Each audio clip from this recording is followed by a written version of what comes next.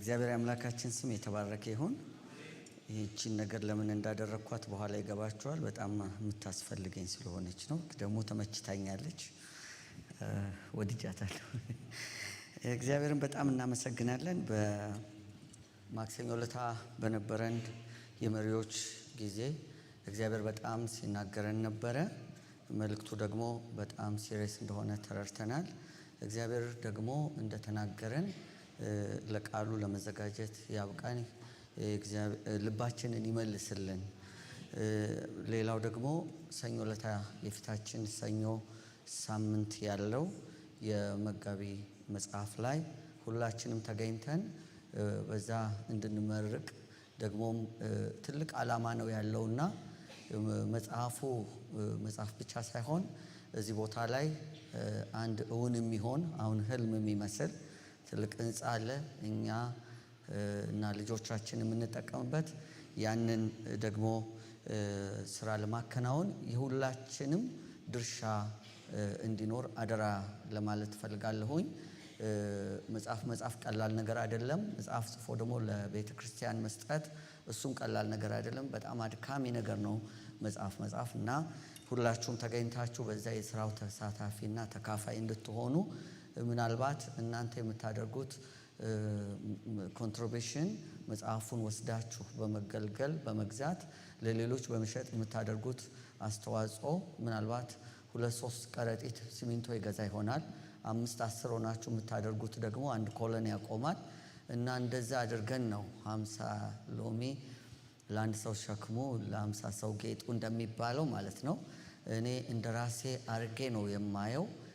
ስራው የራሴ ስራ እንደሆነ አድርጌ ነው የምቆጥረው። እዚህ ቦታ ላይ ብዙዎቻችን እየተገለገልን እየተጠቀምን እንደመሆናችን መጠን ብዙ ጥቅም እያገኘን እንደመሆኑ መጠን እኛም ደግሞ ከጉድለቶቻችንም ጭምር ለእግዚአብሔር ስራና አገልግሎት የሚገባውን ነገር በማድረግ የእግዚአብሔርን ስራ አብረን እንድንሰራ ለማሳሰብ ነው። እግዚአብሔር ይባርከኝ በድፍረቴን ስለነገርኳችሁ። ያው እዚህ ቤት ፓስተሮቻችሁ በጣም ፈራ ተባ ያሉ ነው የሚነግሯችሁ። ምክንያቱም በጣም ነው ገንዘብ መጠየቅ የሚሳቀቁት። ለነገሩ ዘመኑ ያሳቅቃል። ግን አንዳንዴ ደግሞ እና ለኔ ሰጡኝ ተግባር ምን እንደሆነ የዛን ቀን ታዩታላችሁ። አሁን ይሄ ገና ማሟሟቂያው ነው። እዛ እንገናኝ ለማለት ነው። አሜን። እንደገና ጌታ ይባርከኝ፣ ጌታ ይባርካችሁ። የዛሬው መልእክቴ ከዓመታት በፊት እዚህ ቦታ ላይ ተናግሬዋለሁ። ሳስበው የዘመኑ ፍጥነትና ሩጫ አስደንቆኛል፣ በጣም አስገርሞኛል። ይህን መልእክት ከተናገርኩ በኋላ በዓለም ላይ ብዙ ነገር ሆኗል። መንግስታት ተቀያይረዋል። የነበሩ የሉም፣ ያሉ በጣም አድገዋል። ትናንሽ የነበሩ ልጆች አድገው ትልልቅ ሰዎች ሆነዋል። ደግሞ ጎልማሶች ሸምግለዋል። ወጣቶች የነበሩ ሸምግለዋል። እና መልእክቱ እንደገና ወደ ልቤ ሲመጣ ለምን እንደመጣ በእርግጥ አልገባኝም ነበር። ባለፈው ማክሰኞ የነበርኩበት ቦታ ላይ ደግሞ ከመሪዎች ከሌሎች ብዙ በርካታ በኢትዮጵያ ቤተክርስቲያን ውስጥ ጉምቶ የሚባሉ መሪዎች ጋር አብረን መልእክት ስንካፈል እግዚአብሔር ለኔ በተለይ የተናገረኝ ነገርም እንዳለ እኔን በተመለከተ ብቻ ሳይሆን ደግሞ ይሄንን መልእክት የመልእክቱን ደግሞ አካል አድርጎ በየሄድኩበት ማድረስ እንዳለብኝ ተሰማኝ። ደግሞ ከማክሰኞ ቀጥሎ ያለው እሁድ እዚህ ቦታ ላይ እንደምቆም ሳስብ እውነት ነው እግዚአብሔር ይሄንን ነገር ከእያንዳንዳችን የሚሻውና የሚፈልገው ዝግጅት ሊኖር ይገባል የሚለውን ለማረጋገጥ የዚህ ቤተ ክርስቲያን መጋቢ በዋነኝነት እንደመሆኑ መጠን መልእክቱን ያመጣው የእግዚአብሔር ሰው እና እቺ ቤተ ክርስቲያን ደግሞ በዚህ መልእክት ላይ አብራ እንድትቆምና በእርግጥ እግዚአብሔር ከፊት ለፊት የጉብኝት ጊዜ አደርጋለሁኝ ካለ እኛም ያ ጉብኝት እንዲፈጥን እያንዳንዳችን እንደ አካል እንደ ብልት በአካል ውስጥ እንዳለ ብልት ማድረግ የሚገባን እንድናደርግ ምናልባት የዛሬው መልእክት ትንሽ ነገር ገፋ ያደርገናል ብዬ አስባለሁ። ርዕሱ አንዳንዶቻችሁ የዛን ጊዜ የነበራችሁ ትኖራላችሁ፣ ግን ብዙዎች ልትኖሩ የማትኖሩም ሰዎች ትኖራላችሁ። አንዳንዶቻችሁም የነበራችሁ ብትኖሩም በዛን ጊዜ የሰማችሁበት አእምሮና ልብ ደግሞ ሌላ ሊሆን እንደሚችል አስባለሁ። መልእክቱም ደግሞ ከዛን ጊዜ ትንሽ አደግ ብሏል፣ ፈርጠም ብሏል፣ በብዙ ተሞክሮና ልምድም ዳብሯል ብዬ አምናለሁ። ርዕሴ የእግዚአብሔር ገንዘቦች ናችሁ የሚል ነው። የእግዚአብሔር ገንዘቦች ናችሁ። ስንቶቻችሁ የእግዚአብሔር ገንዘብነት ይሰማችኋል? እግዚአብሔር ገንዘቡ አድርጎኛል ብላችሁ እግዚአብሔር ገንዘባችን ወይም እግዚአብሔር ደግሞ ለኛ ብለን ነው የምናስበው ወይንስ እኛ ለእርሱ እንደሆነን አድርገን ነው የምናስበው? በዚህ ትምህርቴ ላይ ብዙ ምሳሌዎችን እጠቀማለሁ። በጣም በርካታ የገንዘብ ኖቶችንም እጠቀማለሁ። ከዚህ በፊት ይዤው እንደመጣው ብቻ ሳይሆን መልእክቱን በየቦታው በማደርስበት ጊዜ ሰዎች ይሄም እኔ ጋር አለ ያሉትን ጨማምሬ ስለሆነ ብዙ ገንዘቦች ነው የማሳያችሁ። አንድ ነገር አትጨነቁ፣ ኬት አመጣው ብላችሁ ይሄን ሁሉ ገንዘብ መጨነቅ አይገባችሁም። ምን አገባችሁ ኬትስ ባመጣው ነው መልሴ። ሌላው ደግሞ ስትወጡ ማንም ሰው እንዲከተለኝ አልፈልግም። ላይክ ሼርም እንድታረጉኝ አልፈልግም። በቃ አደራ አጃቢ እፈልጋለሁ። ስወጣ ቦርሳ ይዣለሁ እና በጥበቃ ነው የምወጣው። ብዙ ምሳሌዎችን እጠቀማለሁ። ምሳሌዎችን ስጠቀም የምጠቀማቸው ምሳሌዎች እንዲሁ አይደለም፣ የእግዚአብሔርም ቃል ይደግፈኛል። ጌታ ኢየሱስን በምድር ላይ በነበረ ጊዜ ብዙ ምሳሌዎችን ይጠቀም እንደነበረ እናውቃለን። ማቴዎስ ወንጌል ምዕራፍ 13 ከቁጥር 34 እስከ 35 ባለው ክፍል ላይ እንደዚህ ይነበባል። ኢየሱስ ለሕዝቡ ይህንን ሁሉ በምሳሌ ተናገረ። በነቢዩም በምሳሌ አፌን ከፍታለሁ፣ ዓለም ከተፈጠረ ጀምሮ የተሰወረውን እናገራለሁ የተባለው ይፈጸም ዘንድ ያለ ምሳሌ አልተናገራቸውም ይላል። ምሳሌው ለምሳሌነቱ ብቻ ነው አገልግሎት የሚውለው። ብዙ ምሳሌዎች ናቸው። አንዳንድ ጊዜ ምሳሌዎቹ ምናልባት የምፈልገውን ወይም የምታስቡትን ያክል ባይገልጡም ምናልባት ጸጽ ቢገኝባቸው ምሳሌ ብቻ አድርጋቸው ቁጠሯቸው። በተቻለ መጠን ተገቢ የሆኑ ምሳሌዎችን ነው ለመጠቀም የምሞክረው። መልእክቱ የተደገመ መሆኑ ያን ያክል ደግሞ ሊያስደንቃቸው አይገባም። ምክንያቱም እግዚአብሔር ራሱ በተለያየ ጊዜ መልእክቶችን ሲደግም እናውቀዋለን። የተዳግም መጽሐፍ የተጻፈበት ምክንያት በዛን ጊዜ እስራኤላውያን ያልሰሟቸውን ትውልድ ስለመጣ ሌላ ትውልድ ስለተተካ ያ ያልሰማ ትውልድ እንደገና እንዲሰማ ነው። ከዘጸአት ጀምሮ ያሉት ታሪኮች ናቸው። በዘሌዋውያንና በዘሁልቁ መጽሐፍ ላይ ያሉ ታሪኮች ናቸው በአብዛኛው በዘዳግም ላይ የምታገኙት። ጸሐፊው አንድ ቢሆንም ነገር ግን መጽሐፉን እንደገና መጽሐፍ አስፈልጎታል። ስለዚህ አንዳንድ መልእክቶቻችንን ከዓመታት በኋላ እንደገና መልሰን ለሌለና ላልነበረ ትውልድ ወይም ለተተካውም ትውልድ ወይም ደግሞ ለዘነጋ ትውልድ ማሳሰብ ይገባል።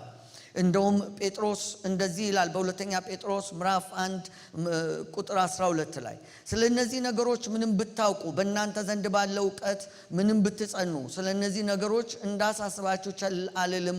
ሁሉ ጊዜ በዚህ ማደሪያ ሳለሁ በማሳሰቤ ላነቃችሁ የሚገባ ይመስለኛል ይላል። ለምሳሌ ይህንም ጴጥሮስ በሚናገርበት ጊዜ የተናገራቸው ንግግሮች ከዚህ በፊት ያልተናገራቸው ሆኖ አይደለም። ከዚህ በፊት ነግሯቸዋል። ያንን መልእክት ደግሞ አቀርቦላቸዋል። ግን ደግሞ እንደገና ይናገራቸዋል።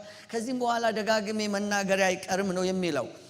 በየወሩ የጌታን ራት በምንወስድበት ስርዓት ስንካፈል የምንሰማቸው የእግዚአብሔር ቃላት ኦልሞስት ከሞላ ጎደል ተመሳሳይ ናቸው። እነዛ ነገሮች ስለማናቃቸው ሳይሆን ደግመን ማስታወስ ስለሚገባን ነው። በነገራችን ላይ ዛሬ ጠዋት በነበረው የጌታ ራት ስርዓት ላይ ለመካፈል ችዬ ነበር። በጣም አስደሳች የሆነ ጊዜ ነው ያሳለፍኩት። በየቤተ ክርስቲያኑ ብዙ አይነት ስርዓቶች አሉ። እያንዳንዱ ቤተ ክርስቲያን የራሱ የሆነ ትኩረት ይሰጣልና በጣም ደስ ብሎኛል ለመጀመሪያ ጊዜ በዚህ ቤተ ክርስቲያን ስለተካፈልኩ። ልክ እንደዚሁ ደግሞ አሁን ዛሬ የምነግራችሁ መልእክትም ከዘዳግም መጽሐፍ ላይ ያለ ቃል ነው ማነሳው እና በጣም አስፈላጊ ስለሆነ ነው። ዘዳግም 26 ቁጥር 16 እስከ 19 ዘዳግም 26 ከቁጥር 16 እስከ 19 እንደዚህ ይላል። አምላክህ እግዚአብሔር ይህንን ሥርዓትና ፍርድ ታደርግ ዘንድ ዛሬ ያዟል። አንተም በፍጹም ልብህ በፍጹም ነፍስህም ጠብቀው አድርገው። አንተም በመንገዱ ትሄድና ሥርዓቱንም ትጠብቅ ዘንድ ፍርዱንም ትጠብቅ ዘንድ ቃሉንም ትሰማ ዘንድ እግዚአብሔር እርሱ አምላክህ መሆኑን ዛሬ አስታውቅሃል። እግዚአብሔር እንደሰጠ ተስፋ ገንዘቡና ሕዝቡ መሆንን ትእዛዛቱንም ትጠብቅ ዘንድ ከፈጠራቸው ከአሕዛብ ሁሉ በምስጋና በስምም ከፍ ያደርግ ዘንድ እርሱ እንደተናገረ ለአምላክ ለእግዚአብሔር የተቀደሰ ሕዝብ ትሆን ዘንድ ዛሬ አስታውቀዋል ይላል። ይሄ ዘዳግም መጽሐፍ ላይ እግዚአብሔር የእስራኤልን ሕዝብ በተለየ ሁኔታ ይጠራዋል። አንተ የተለየ ሕዝብ ነው። ይህንን ሥርዓትና ሕግ የሰጠ የተለየ ሕዝብ ስለሆንክ ነው። በፍጹም ልብህና በፍጹም ነፍስህ ጠብቀው አድርገውም ይለዋል። የተለየ ሕዝብነቱ የሚታወቀው እስራኤል የእግዚአብሔርን ትእዛዝ ሲጠብቅ በመንገዱም ሲሄድ ነው። ፍርዱን ሲጠብቅ ነው። ቃሉን ሰምቶ ሲታዘዘው ነው። ይህንን ነው ዘዳግም ላይ መልሶ የሚያስታውሰው። ነገር ግን እንደዚህ ይላል፣ እስራኤል ለእግዚአብሔር ምን እንደሆነ እንዴት የተለየ እንደሆነ ሲናገር እግዚአብሔር እንደሰጠ ተስፋ ገንዘቡና ሕዝቡ መሆንን ትእዛዛቱን ሁሉ ትጠብቅ ዘንድ ይላል። እግዚአብሔር ደግሞ እስራኤልን ሲመርጠው ገንዘብ እንዲሆንለት ነው። የእስራኤል ልዩነት በገንዘብነቱ ነው የሚታወቀው። ልክ በኪስ እንዳለ ገንዘብ እግዚአብሔር በወደደ ጊዜ ወደ ወደደው ሲመራው፣ የወደደውን ሲያደርግበት፣ የወደደውን ሲሰራበት እግዚአብሔር እንደዚህ ነው እስራኤልን የሚያየው። አንተ ለኔ ገንዘቤ ነህ ነው የሚለው። እንደወደድኩኝ አድርጌ ነው የምሰራብህ ይለዋል። ከፈጠራቸው አሕዛብ ሁሉ በስምና በክብር ከፍ ያደርግ ዘንድ እርሱ እንደተናገረ ለአምላክ ለእግዚአብሔር የተቀደሰ ሕዝብ ትሆንልህ ዘንድ ገንዘብነት የተቀደስን መሆናችን ማሳያ ነው። እስራኤል እንደነበረ ለምስጋና መሆናችን ነው። በእኛ እግዚአብሔር መመስገኑ ደግሞ ከፍ ከፍ ማለታችን፣ በአሕዛብ መካከል የተለየነን ማለታችን ከገንዘብነታችን የተነሳ ነው።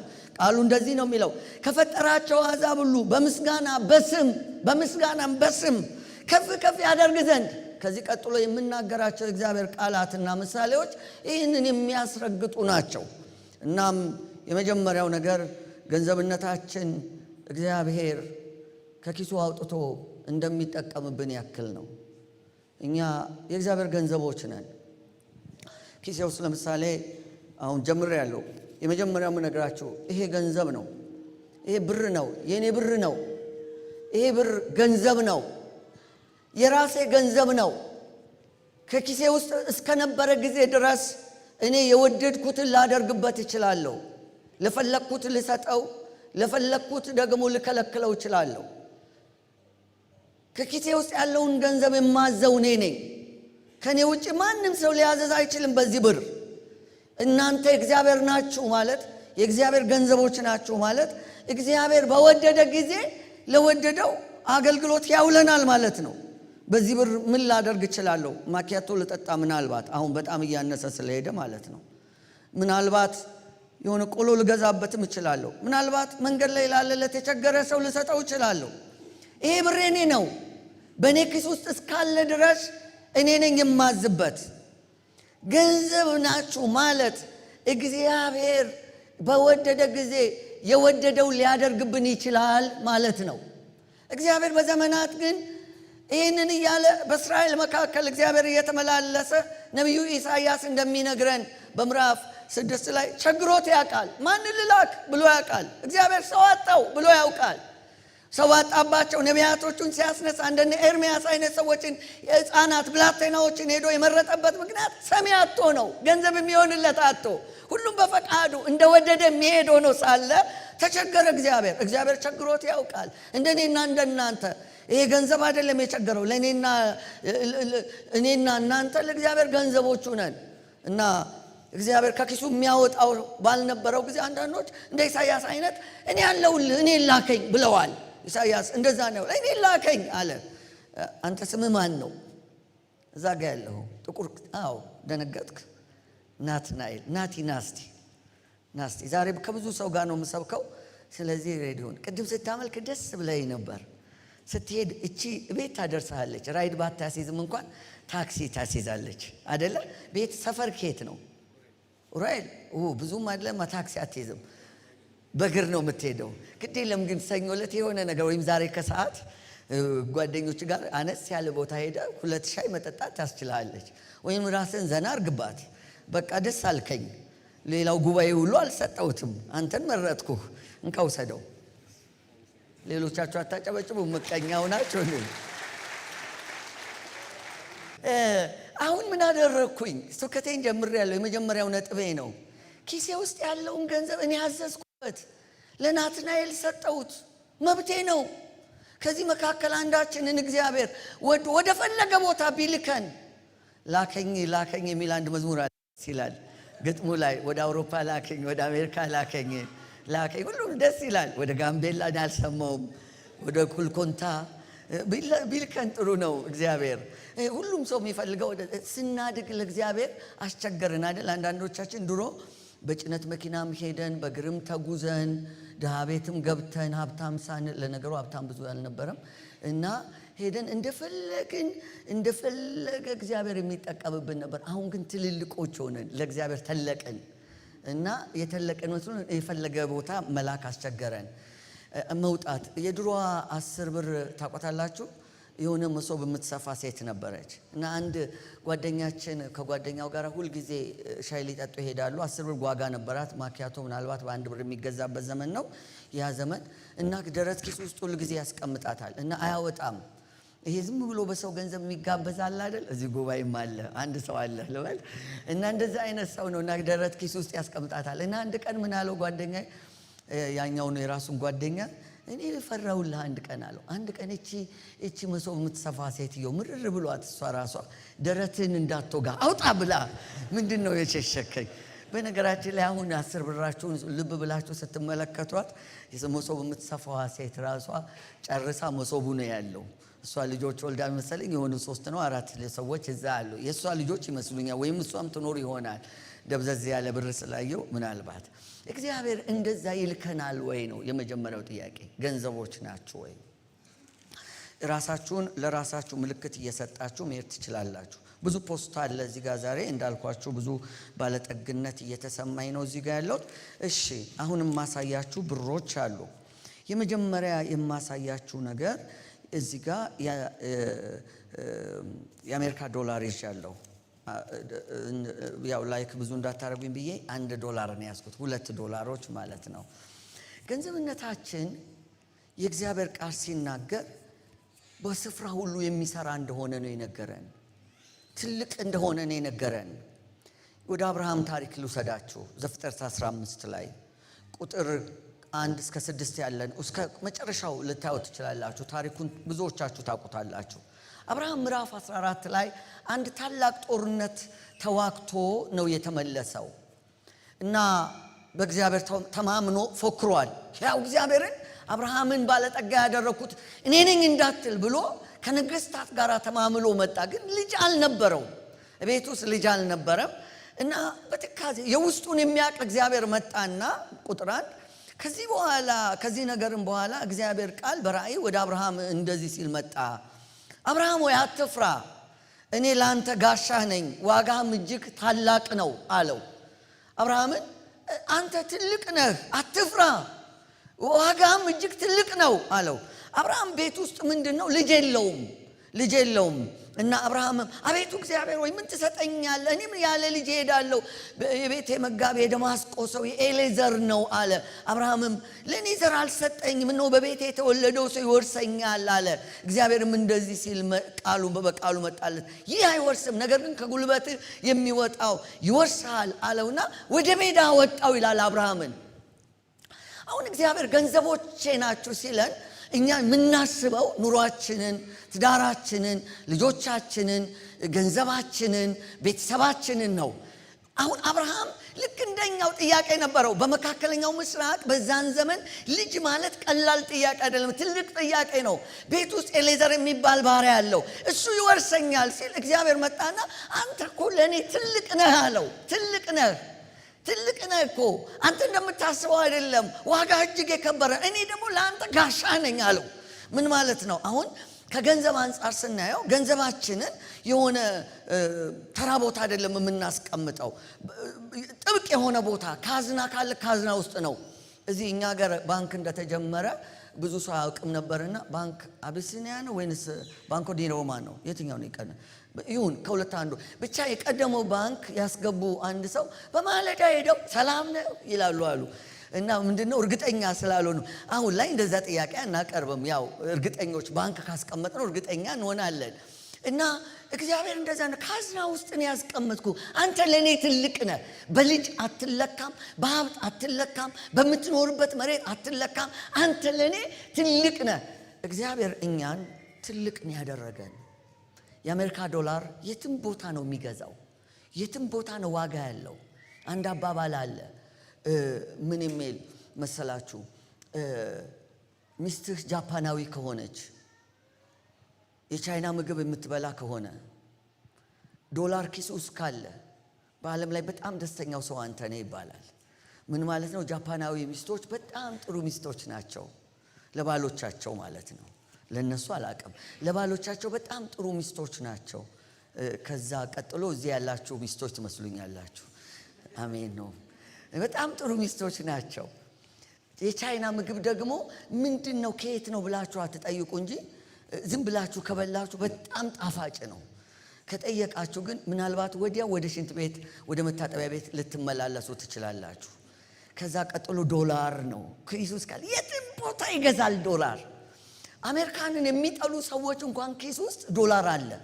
አሁን ለምሳሌ ኢራን ሄዳችሁ አያቶላዎቹ ኪሶች ውስጥ ታገኙታላችሁ በእርግጠኝነት ማለት ኪስ ስላችሁ በደንብ። ምክንያቱም ዓለም ሀብቱን የሚለካው በዶላር ስለሆነ ዶላር የሆነው አሜሪካ በጣም ብዙ ሕዝብ ስላላት አይደለም።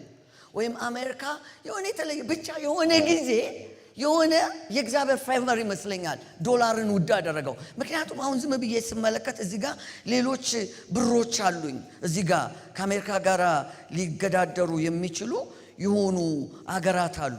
ለምሳሌ እዚህ ጋር አሜሪካ በኒውክሌር ኃይል ስላላት ነው እንዳትሉ የሩሲያ ሩብል አለኝ። ሩሲያ ወይም ራሻ በዓለም ላይ ከፍተኛ የኒውክሌር ክምችት ያላት ሀገር ናት። ግን ሩሲያን የአሜሪካን ዶላርን ያክል ሩብሏን ኃያል አላደረገውም። የቻይና ዩዋን አለኝ። ቻይና በጣም ብዙ ብር አሜሪካን ላይ አላት፣ በትሪሊየን የሚቆጠር። አሜሪካ ባለዕዳ ናት። ሰምታችሁ እንደሆነ አላውቅም። ግን ዶላርና ዩዋን ያው እኔ አሁን ስብከቴን ለማበላሸት አሁን ሩሲያና ቻይና በራሳቸው ገንዘብ መገበያየት እንደጀመሩ ሰምቻለሁ። እሱን አስቆማለሁ። ወይም በህዝብ ብዛት እንዳትሉ እዚህ ጋር የህንድ ሩፒ አለኝ። ግን ህንድ በዓለም ከቻይና በልጣለች የሚል ወሬ ሰምቻለሁ። በህዝብ ብዛትም አይደለም። የእግዚአብሔር ቃል በዘዳግም መጽሐፍ ላይ እኔ አንተን የመረጥኩህ ይላል። በቁጥር ብዙ ስለሆንክ አይደለም፣ ወይም ደግሞ በቁመና አይደለም፣ በመልክ አይደለም፣ ለአባቶችህ በገባሁት ቃልና እንዲሁ ስለወደድኩ ነው ይላል። እግዚአብሔር እኛን ገንዘብ ያደረገን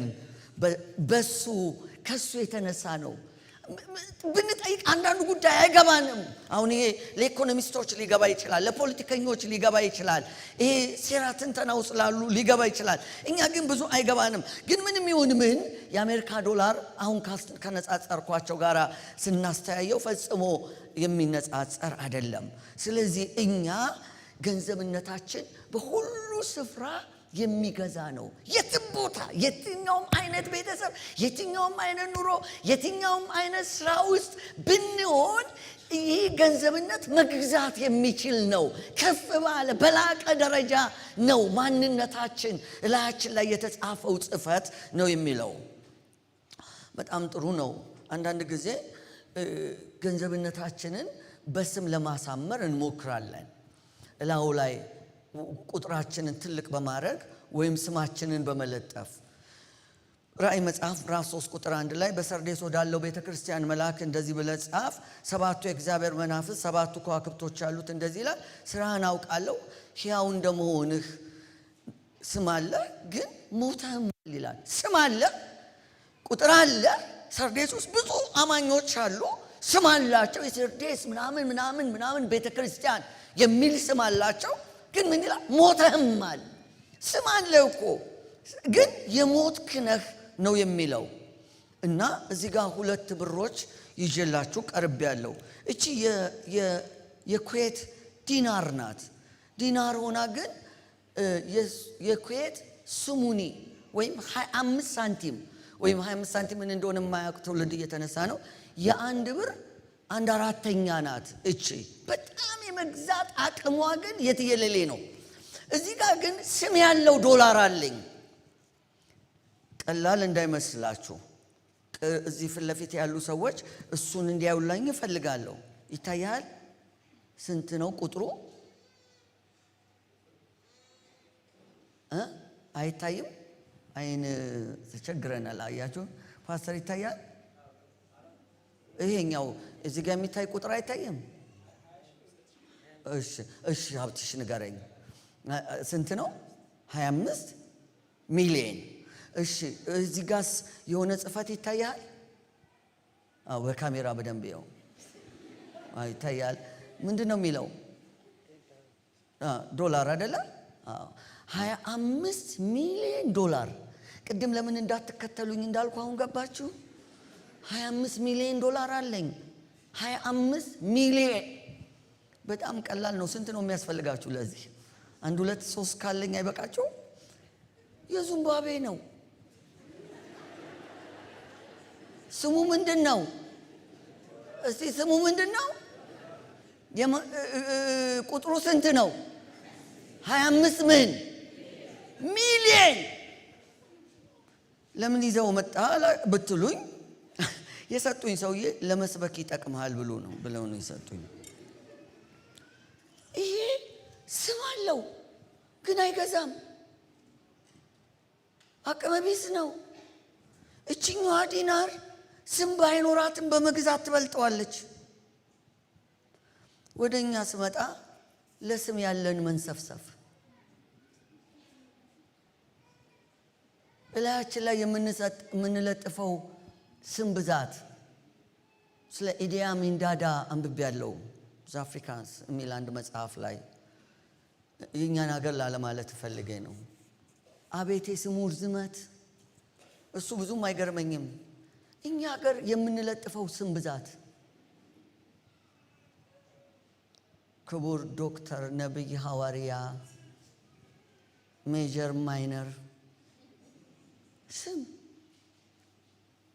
በጣም ስም ስንወድ። እኔ ይቅርታ አድርጉልኝ ጋዜጠኞች ካላችሁ ባካችሁ፣ ጋዜጠኛ ወዳጅ ካላችሁ ንገሩ። እዚህ ሀገር ብቻ ነው የክብር ዶክተር የሚለው መጠሪያ ሰው ሲጠራበት። የክብር ዶክተር ተውትና ፒኤችዲ እንኳን ጽህፈት ላይ በቅንፍ ተደርጎ ይቀመጣል እንጂ ለመጠሪያ አይውልም ብዙ ሀገር ከሕክምና ዶክተር በስተቀር። የክብር ዶክተር እዛ ቀን የተሰጠው ቀን ብቻ ነው የሚነገረው፣ አለቀ። እኔ አሁን እነከሌ ብዬ አልጠራም፣ ግን በእውነት ነው ያሳፍራል ስም መውደዳችን። በቀደም ፓስተር ሲናገር ነበር። አንዳንዶቻችን ማን እንደሰጠን እንኳን አይታወቅም። እላያችን ላይ ብዙ ነው የለጠፍነው፣ ግን እንደው ይሁን ይባልም የስማችን ያክል ገዝተናል። የለም ወፍ የለም እንደሚሉት ማለት ነው። አስመራ ድሮ ኢትዮጵያና ኤርትራ አንድ ላይ በነበሩበት ጊዜ አንድ ጣሊያን ነበረ ይባላል። ጣሊያኑ ዘራይ የሚባል ውሻ ነበረው እና ጮሆ ይጠራዋል። ዘራይ ይላል። ዘራይ ደግሞ ጀግና ነው እና ጎይቶም የሚባል ጥበቃ ነበረው። በጣም ይናደዳል የጀግና ስም ለውሻ ሰጥቶ ብሎ። አንድ ቀን መርዝ ሰጥቶ ገደለው ዘራይን ጎይቶም። ጣሊያኑ መጣና ዘራይ ዘራይ ቢል የለም። ከዚያ የሆነ ቦታው ክልትው ብሎ አገኘው። ጎይቶም ዘራይ ምን ሆናለው? እኔ ምን አውቃለሁ? ሲያስጨንቀው፣ ያው ጥበቃ አይደለም እሱ ደግሞ አለቃው ነው ጣሊያኑ። በጣም ሲያስጨንቀው እኔ ምን አውቃለሁ? ምናልባት ግን ስጠረጥር ስሙ ከብዶት ይሆናል አለ። በጣም የከበደን አይመስላችሁም? ይውላችሁ ልንገራችሁ ስቃያችን። አንዳንድ ጊዜ አሁን እንደ ማክሰኞ አይነት ትልልቅ ፕሮግራሞች በሚካሄዱበት ጊዜ ፓስተሮች ይቅርታ እንደሚቸገሩ አይቻለሁ። እና ሁላችን ባለስም ነን፣ በቤታችን ደግሞ ትልቅ ነን እና ሁላችንም ፊት ነው መቀመጥ የምንፈልገው። እና በኤአይ የሆነ ቴክኖሎጂ ተፈጥሮ ሁላችንንም ፊት የሚያደርገን የሆነ ነገርማ መጀመር አለበት። በኤአይ ነው የምላችሁ፣ አለዛ አይቻልማ። ጭንቅ ነው። ሁላችንም ቪአይፒ ሆነናል። መጽሐፉ የሚናገረው ስም ቢኖርህ እንኳን የሆነ ቦታ ላይ ተቀመጥ፣ የሚገባ ከሆነ አምጥተው ያስቀምጡሃል፣ አለበለዛ እዛው ብትቀመጥ ይሻልሃል፣ አለዛ ካንተ በኋላ የመጣ እንደሆነ ያወርዱሃል። የዛን ጊዜ እፍረት ይሆናል። ባል ጌታ ይርዳን። ስም ብቻ አይደለም መግዛት።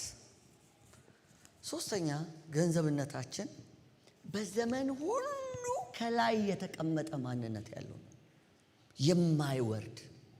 እዚህ ጋር የእንግሊዝ ፓውንድ የንግስቲቷ ፎቶ ያለበትን የእንግሊዝ ፓውንድ ይዤላችኋል። የእንግሊዝ ፓውንድ ሁሌም የትም ቦታ እኔ ነፍስ ካወኩን ጀምሮ በመግዛት አቅሙ ተወዳዳሪ የለውም። በተጽዕኖም አድማስ ለምሳሌ ዲና እንደዚህ ሊጠቀስ የሚችሉ ይኖራል። ግን በተጽዕኖም አድማስ ለምንድን ነው? እንግሊዞች የሰሩት ስራ አለ። በእንግሊዝ ሰማይ ፀሐይ አትጠልቅም እስኪባል ድረስ ዓለምን አስገብረዋል።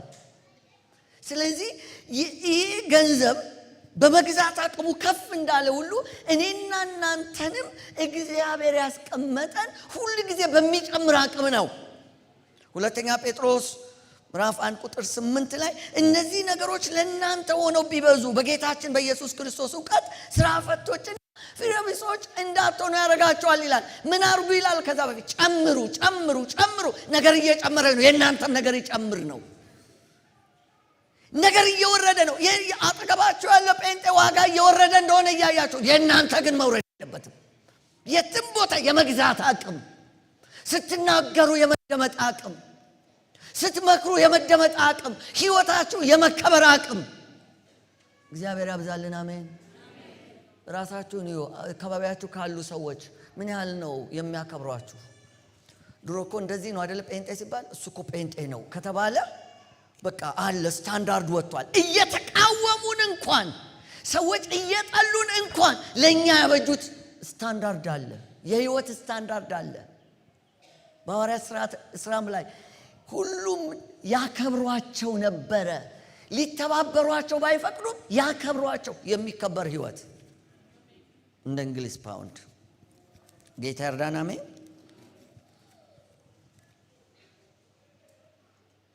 አምስተኛ ገንዘብነታችን ገንዘብ የሆነው በራሳችን ሳይሆን በእግዚአብሔር ጸጋ ነው።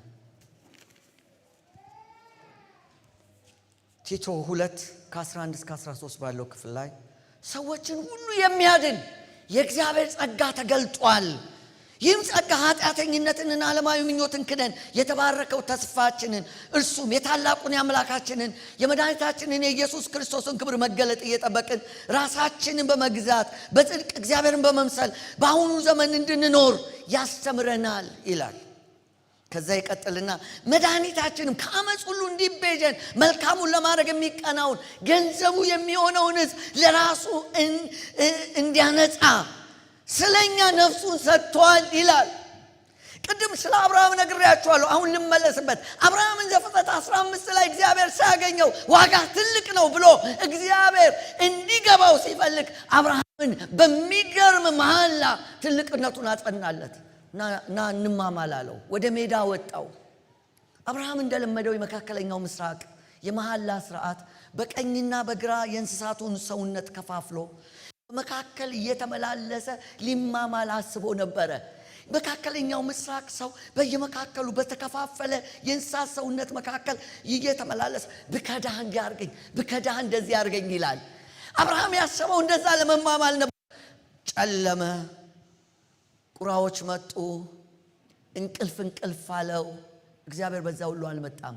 ልክ አብርሃም ሲደክም ሲጨልም እግዚአብሔር መጣ። አብርሃም ቁጭ ብሎ የታዘበ እግዚአብሔር ማለለት፣ በመሐላ ጸናለት። ያንን የነገረውን ትልቅነቱን፣ ያንን የእግዚአብሔር ገንዘብነቱን በዛሬው አውድ የእግዚአብሔር ትልቅ የእግዚአብሔር ደግሞ ጋሻነትን አጸናለት። አዲስ ኪዳን ላይ ስንመጣ እዚህ ጋር መድኃኒታችን ከአመፅ ሁሉ ሊቤዠን ገንዘቡ የሚሆነውን ሕዝብ ለራሱ እንዲያነጻ ነፍሱን ስለኛ ሰጥቷል ይላል። መድኃኒታችን እኛን ገንዘብ ሲያደርግ ያደረገው ምንድን ነው? ልጁን ላከ። የተከፋፈለ የእንስሳት ሰውነት አይደለም አሁን የማለልን። መድኃኒታችን ገንዘቡን የሚሆነውን ሕዝብ ለራሱ እንዲያነጻ የምንዛሬውን ዋጋ ለማላቅ ነፍሱን በልዋጭ ሰጠ ነው የሚለው። ነፍሱን ሰጠ። የምንዛሬ ዋጋችን በልጁ ተተመነ። እኛ ገበያ ሄደን ይሄ ያወጣል አያወጣም ብለን ያወጣውን ያክል ከፍለን ባመን ጊዜ ከፍለን ያንን የራሳችን እንደምናደርግ። ለምሳሌ እዚህ ጋር አበቦች አሉ። እነዚህ አበቦች ዝም ብለው አይደለም እዚህ ጋር የመጡት፣ ገንዘብ ተከፍሎባቸው ነው። ይህንን ገዝቶ ያመጣ ሰው ያወጣል ሲል ነው የከፈለው። እግዚአብሔር የኔና የናንተ ዋጋ ያወጣል ብሎ ስለወሰነ ነው ልጁን በልዋጭ የሰጠው። ዮሐንስ ወንጌል ምዕራፍ 17 ለአእምሮዬ ገብቶኝ አያውቅም። አባት ሆይ እኔን በወደድክበት መውደድ ስለወደድካቸው፣ እኔን ባከበርክበት ማክበር ስላከበርካቸው። አእምሮ ሊገባው አይችልም። ይሄ ዋጋችን ምን ያህል ታላቅ ነው። በዋጋ ተገዝታችኋል ይላል። የተገዛንበት ዋጋ ምን ያህል ነው? ስለዚህ ጥሩ ማስረጃ እንዲሆናችሁ የአረብ ሀገር ብሮችን ይዣለሁ ብያችኋለሁ። አረቦች ከዚህ ብር ጀርባ ነዳጅ የሚባል ነገር አላቸው፣ የቅድሙ ዲናርን ጨምሮ።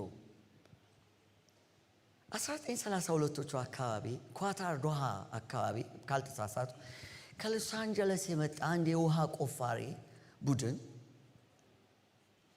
ወይም ካሊፎርኒያ ሎስ አንጀለስ የመጣ ለወራት ሲቆፍር ቆይቶ ድንገት አንድ ቀን ማሽኑ ብሎ ሲገባ ውሃ አገኘን ብለው ደስ ብሏቸው ሲወጣ ጥቁር ድፍድፍ ተበሳጩ።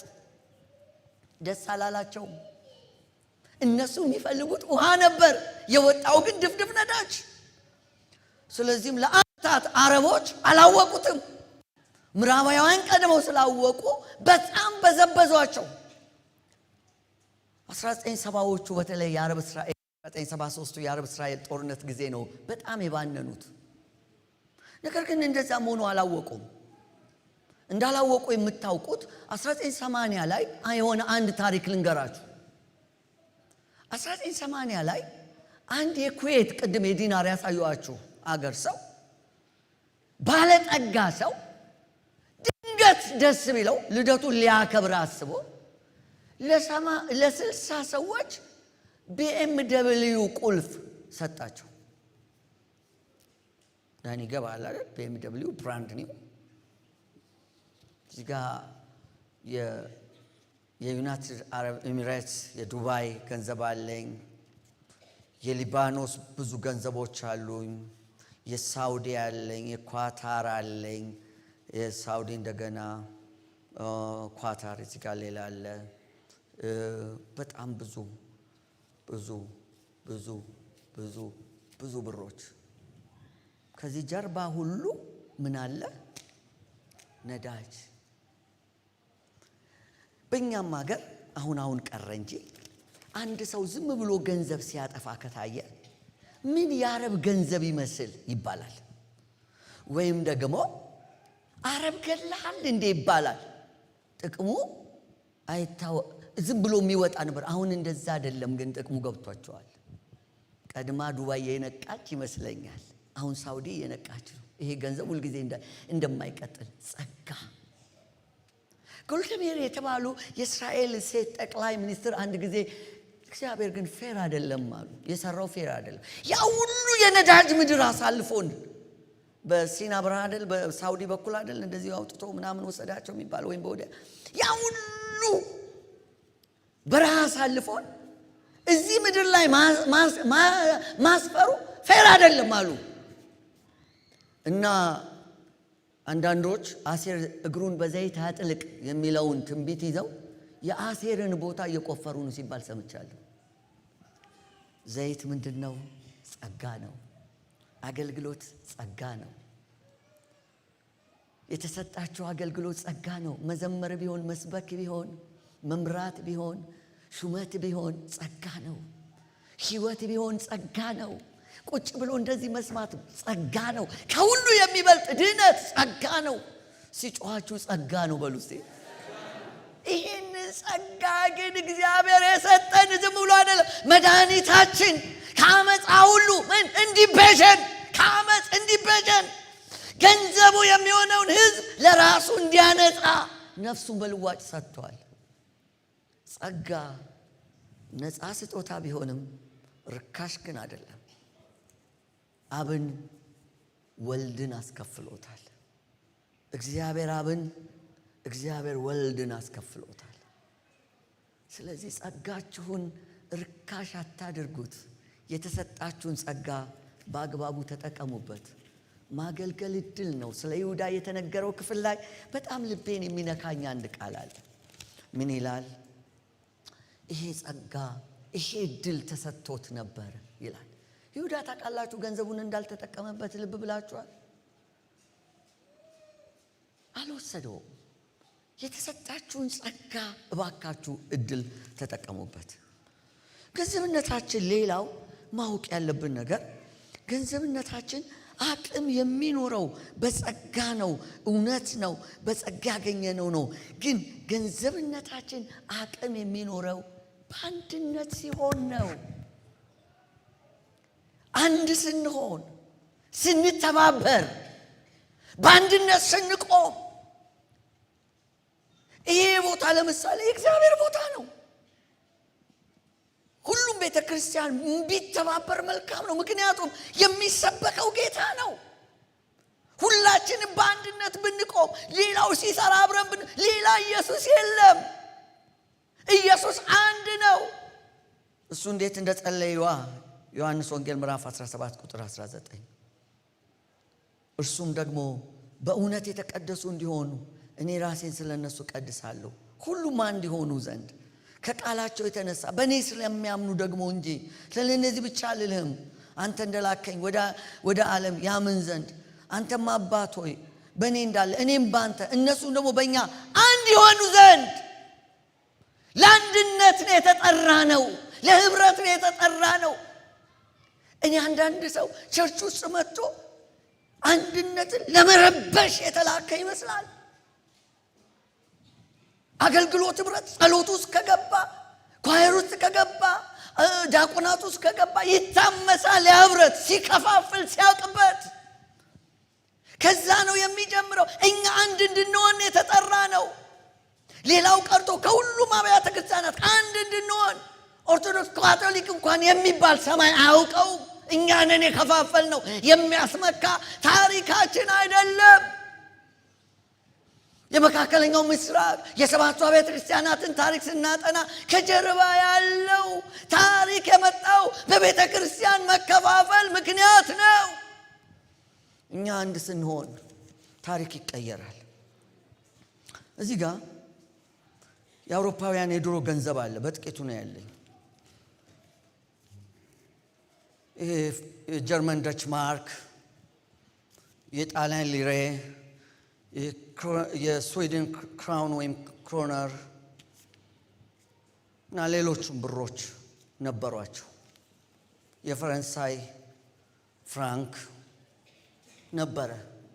የተለያየ አይነት ምንዛሬ ነው የነበራቸው። ለምሳሌ ሊሬ ልክ እንደ የቅድም እንዳያችሁት ብር ቁጥር ይበዛዋል። 10,000 ሊሬ ነው የሚለው። ይሄ አንድ ቀን ተነጋገሩና ለምን አንዳንዶንም አሉ በአውሮፓውያን አቆጣጠር 2000 ላይ ኢሮ ወይም ዩሮ የሚባል ነገር እዚህ ጋር የምታዩዋቸውን ብሮች አመጡ። ዛሬ ኢሮ በመግዛት አቅምም በተደራሽነትም የዶላርንም የፓውንድንም ማንነት ይዞ እየተገለጠ ያለ ዩሮ ነው። ወደፊት ምናልባት ከባድ የመግዛት አቅም ይኖራቸዋል ከሚባሉ አንዱ ይሄ ነው። ምንድን ያመጣው? አንድነት። ለምሳሌ ስዊድን እስካሁን ድረስ ኢሮዞን ውስጥ የለችም። ክራውኗ የብሯ መጠን በጣም ያነሰ ነው። የብር አቅም የመግዛት አቅም አንድ ሲሆኑ አገራት አንድ ሲሆኑ እንደጨመረ ሁሉ እኔና እናንተም አንድ ስንሆን በአንድነት ስንቆም በአንድነት ስንሰለፍ ዛን ጊዜ ጠንካሮች እንሆናለን። አሁን የሆነ ነገር ከዚህ ቦታ ላይ ሲመጣ መተባበር አብሮ እግዚአብሔር ተናገረኝ ብሎ ፓስተር ሲመጣ እንኳን እንደሱ ጉምቱ የሆኑ አባቶች ቀርቶ እግዚአብሔር የሆነ ከመካከላችን አንድ ሰው አምጥቶ ተናገረኝ ሲል አብረን መቆም፣ በጸሎት መቆም። የተነገረው ነገር ይታወቃል እኮ። ሽልም ከሆነ ይወለዳል። ቦርጭም ከሆነ ይጠፋል እንደሚባለው ሊሆን ይችላል። አንዳንድ ጊዜ ብንተባበር ግን ብንጸልይ ግን እግዚአብሔር የሚያደርገው ነገር አለ። እስቲ ህንጻውን አብረን ብንቆም አብረን በአንድነት እኔ አሁን እዚህ ፕሮግራም ላይ እንዳለው ቅድም ሰምታችኋል። ሰኞም እንገናኛለን። አብሬ እንደራሴ ነው መቆም የምፈልገው። እንደራሳችን አድርገን እኔ ቤተ ክርስቲያን ውስጥ የትች መንፈስ ዝም ብሎ አሁንማ ሶሻል ሚዲያው ወጥቶ መተቸት ወጥቶ መንቀፍ ብቻ። እስቲ ጥቂት ነገር አፕሪሺየት የምናደርገው ነገር ይዘን እንውጣ። የሚሰማን እኮ ብዙ ነው። የሚያደምጠን ትውልድ ላይ ምን ያመጣ? እኔ አይተች አይደለም አባባሌ፣ ግን ከትውልድ አልፎ ምንድነው ፋይዳው?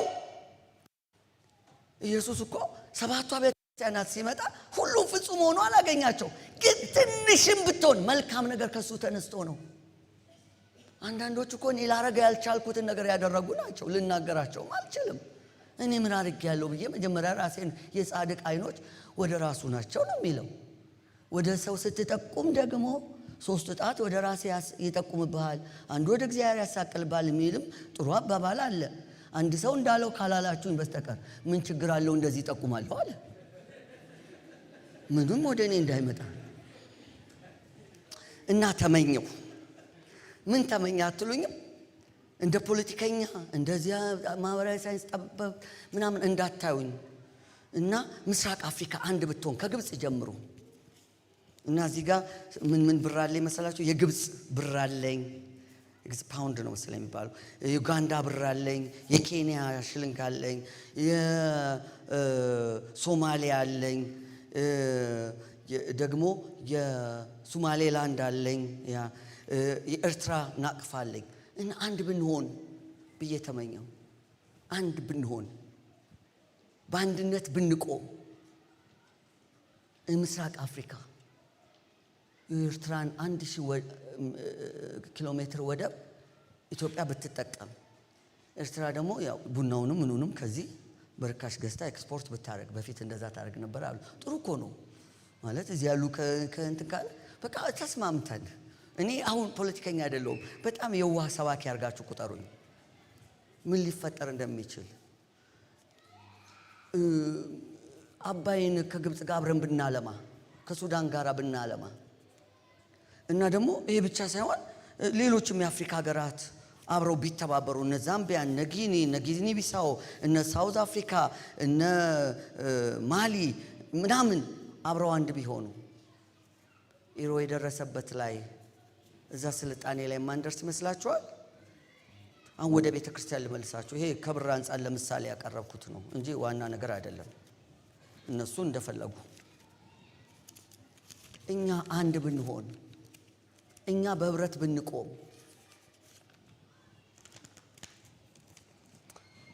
መልክቴን ወደ ፍጻሜ እየተጣደፍኩ ነው። ግድ የላችሁም፣ በደንብ ሰምታችሁ ሂዱ እያንዳንዳችሁ።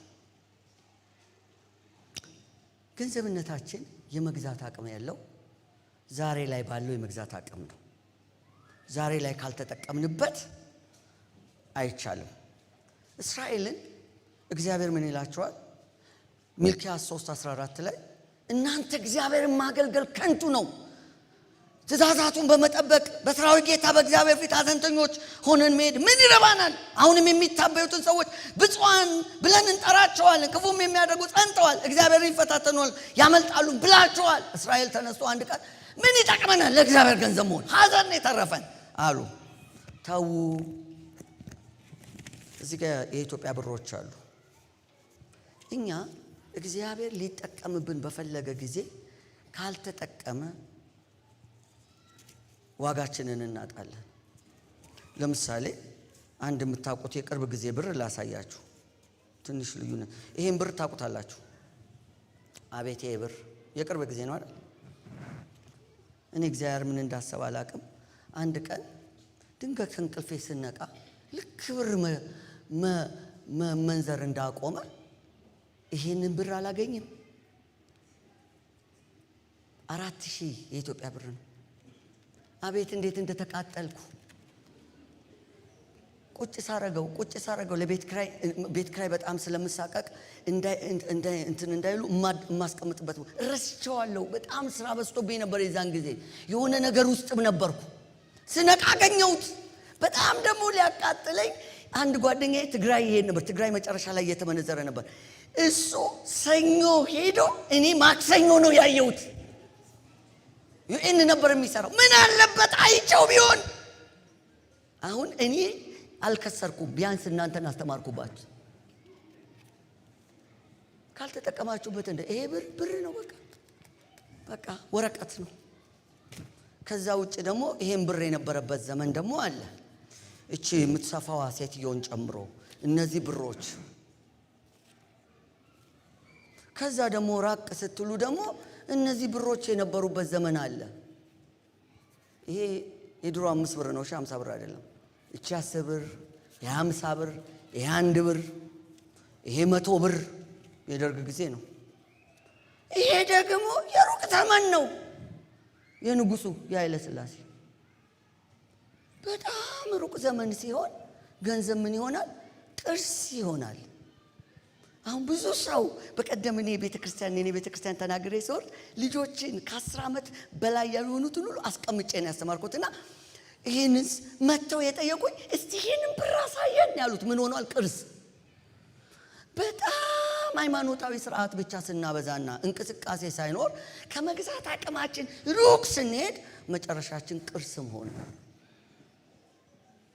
አውሮፓ ያሉ ቤተክርስቲያናት ሄዳችሁ ብትሄዱ መግዛት ስላቆሙ ወደ ቅርስነት ደረጃ ሄደዋል። ከዚህ በኋላ በጣም ወሳኝ የሆኑ የመልእክት ክፍሎች ናቸው ያሉት፣ ወደኛ በጣም የቀረቡ። ገንዘብነታችን እንደ ቼክ ነው። ቼክ የኋላ ጊዜ ታሪክ አለው፣ ያውን ጊዜ ታሪክ አለው፣ የወደፊት ታሪክ አለው። ህይወት እንደዚህ ናት። ያለፈበት ቼክ አለ፣ ያሁን የሚሰራ ቼክ አለ፣ የወደፊት ቼክ አለ። ኑ እስቲ እናንተ ሶስታችሁ በጣም ነው የምታምሩት ዛሬ። ከፊት ስለተቀመጣችሁ ብፁዓን ናችሁ። ኑ ውጡ እዚህ። አይዟችሁ ዛሬ ከኔ ጋር ልትሰብኩ ነው። እሺ አሁን ልንሰብክ ነው። ምረጡ።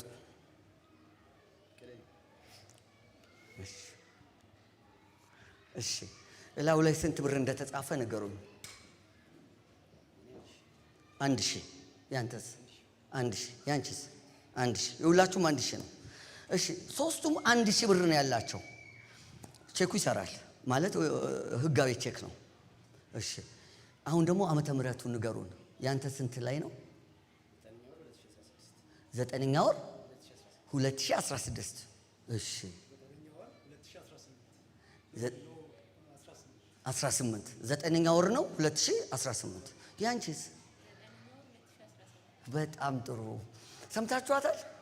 የሷ 9ኛ ወር 2017 ነው። የሱ 9ኛ ወር 2018 ነው። የሱ ደግሞ 9ኛ ወር 2016 ነው። በጣም ደስተኛ የሆነው እሱ ነው አይደል? የሱ ቼክ ኦሬዲ አይሰራም።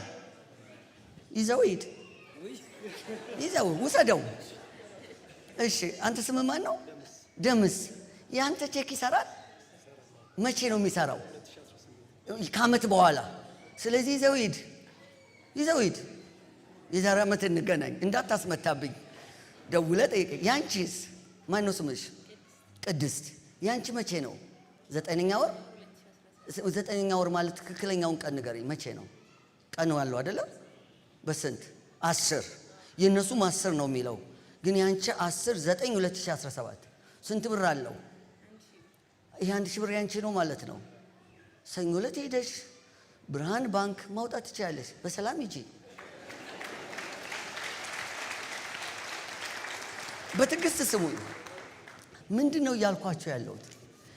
ቼክ በጊዜው ካልተጠቀማችሁበት ካለፈ፣ ካላወጣችሁት አለፈ። ወደፊት የተጻፈላችሁ ከሆነ ወደፊት ነው የሚሆነው። ያሁን ከሆነ ደግሞ ያሁን ነው። ስለዚህ ቦታ ይሰማችሁታል። ስለ ህይወታችሁ ይሰማችሁታል። እግዚአብሔር ያደርገዋል። ቼክ ተጽፎላችሁ ከሆነ ይጠበቃል። ቼክ አንተ አሁን ትጠብቀዋል አይደል? እቺን ቼክ 2018 የዛሬ ዓመት እስኪሆን ድረስ ሄደህ ታወጣዋለህ። የተነገረባችሁ ነገር ሁሉ ይፈጸማል። አሜን። እግዚአብሔር ተናግሮት ከሆነ የሆነ አንድ ሰው ደስ ብሎት ሞቅ ብሎት የተናገረውን አይደለም እምላችሁ። እያጠቃለልኩ ነው። 2 ነጥቦችን ብቻ ነግሬያችሁ ጨርሳለሁ። በጣም ወሳኝ ነጥብ ስለሆነ ስሙኝ። ገንዘብነታችን እንደ ችግር፣ ገንዘብነታችን አቅም የሚኖረው ደግሞ ስንገዛበት ነው። ለምሳሌ አሁን ሰኞ ዕለት መጽሐፍ ግዙ ተብሏል። በዛሬ ሳምንት ዋጋውን እዛ ተሰሙታላችሁ። ደስ ብሏችሁ ግዙ። እዚህ ቦታ ላይ ነው ኢንቨስት የምታደርጉት። አሁን ቅድም ዳንኤል መጽሐፍ ይዣለሁ ትገዛኛለህ ወይ አልኩት።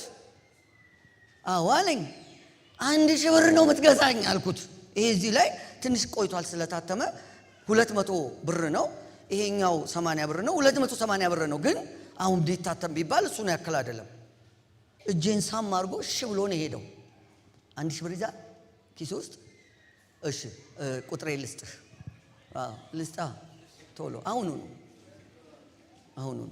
እሺ እሱ ቁጥሬን ሞባይሉን እያስተካከለ ወደ መጨረሻው ነጥብ ልሂድ።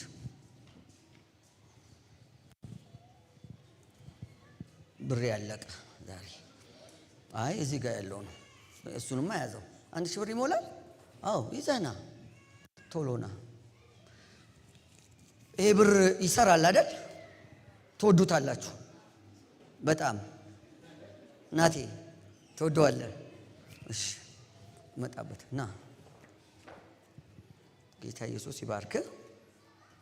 አመሰግናለሁ። ዳንኤልና ወደዚህ። እሺ በደስታ ነው የሰጠኸኝ አይደል? እውነት በቃ ይሄ መጽሐፍ በጣም ቆንጆ መጽሐፍ ነው፣ የምወደው መጽሐፍ። እሺ እስቲ እየገላለጥከው ነው። እስቲ ገላልጠው፣ እስቲ ገላልጠው። አይ በደንብ ገላልጠው ውስጡን። እሺ ያ አሳያቸው፣ አውጣና አሳያቸው። ቁጥርና ስንት ነው? አስማት ነው ማለት ነው? ምትሃት ነው? እሺ ተመልሶልሃል። ተጨማሪ መጽሐፍ አግኝተሃል። ደስተኛ ነህ? ጌታ ይባርክ። አሉ አይ እኔ ሰጠው ይዘው ሂድ። አያ ግድ የለም በቃ ስብከቴን ሊያበላሽ ካልመለስኩ። ይሄ ብር ሰጥቶኛል፣ አይታችኋል። አሁን እግዚአብሔር ልስራባችሁ ገንዘብ ላድርጋችሁ ሲል ሊያጎላችሁ አይደለም። አንዳንዶቻችሁ ይሄን አድርጉ ብትባሉ የሆነ እንደዚህ እግዚአብሔር አትርፎ ሊሰጣችሁ ነው። ይሄ ቀላል ምሳሌ ነው። የገባው ሰው ጌታን ያክብረው። ብዙ ማብራሪያ አልሰጥም። የመጨረሻውን ልናገር። ብዙ ገንዘብ አይታችኋል። እቺን ብር ትፈልጓታላችሁ? ትፈልጓታላችሁ? እዚህ ሰፈር አትፈልጓትም? ትፈልጋለህ? እሺ ጭምትምት ታረጉት። አሁንስ ትፈልጉታላችሁ? እሺ አሁንስ ትፈልጉታላችሁ? ሁላችሁም ረግጬዋለሁ እኮ እዚህ ውስጥ ውሃ አለ ልበል። ውሃ ውስጥ በከተውስ እዚህ ውሃ ውስጥ በከተውስ ከልብሴ ጋር ታጥቦ ቢወጣስ? ልብስ ታጥቧል ብላችሁ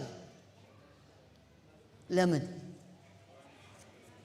ላምጪው እንዲከፈል ሕግ ያስገድዳል። በጣም የሚገርማችሁ ይሄን ብር በጣም እኔ የምፈልገዋለሁ። ለማንም አልሰጥም።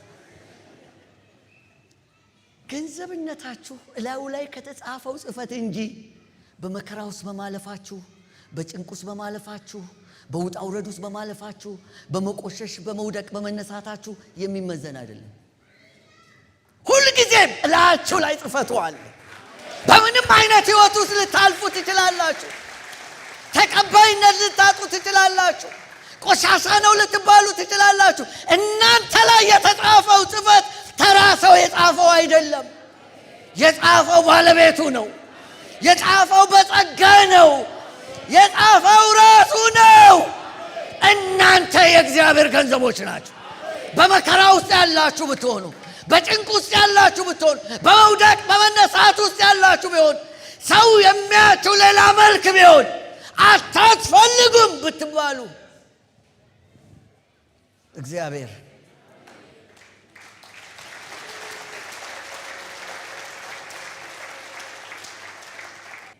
ምናልባት አንዳንዶቻችሁ ለቤተሰቦቻችሁ ምንም እንደማትረቡ ተቆጥራችሁ፣ ለትዳር አጋሮቻችሁ፣ ለልጆች፣ ለወላጆቻችሁ፣ ለሰፈር ጓደኞቻችሁ፣ ለቤተ ክርስቲያን፣ ለመሪ፣ ለጓደኛ፣ ለሁሉም የተለያችሁ ከዛም አልፎ ደግሞ በብዙ መከራ ውስጥ እግዚአብሔር ተናገረኝ ብላችሁ በብዙ መከራ ውስጥ እያለፋችሁ ሊሆን ይችላል። እግዚአብሔር ሙሴን ሲጠራው ጎበዝ ሳለ እስራኤልን ነፃ ሊያወጣ አሸዋ ውስጥ እየቀበረ ነፃ ሊያወጣ አስቦ ነበር። እግዚአብሔር ግን የወሰደው ምድረ በዳ ነው። ዋጋው አፕሪሼት አድርጎ መጣ። እግዚአብሔር መግዛት ሲፈልግ ነው በአንተ የሚገዛው። መግዛት ሲፈልግ ነው በአንቺ የሚገዛው። እኔ ሌላ የምጨምረው የለም። እግዚአብሔር ተናግሯል።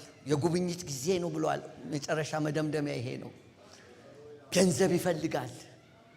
ገንዘቦቼ ሁኑ ይላል። ከእናንተ ለእግዚአብሔር ገንዘቡ ማን ነው? ጌታ በነገር ሁሉ ማስተዋል ይስጠን። ጸሎቱን በቤታችሁና ከፓስተራችሁ ጋር ጨርሻለሁ።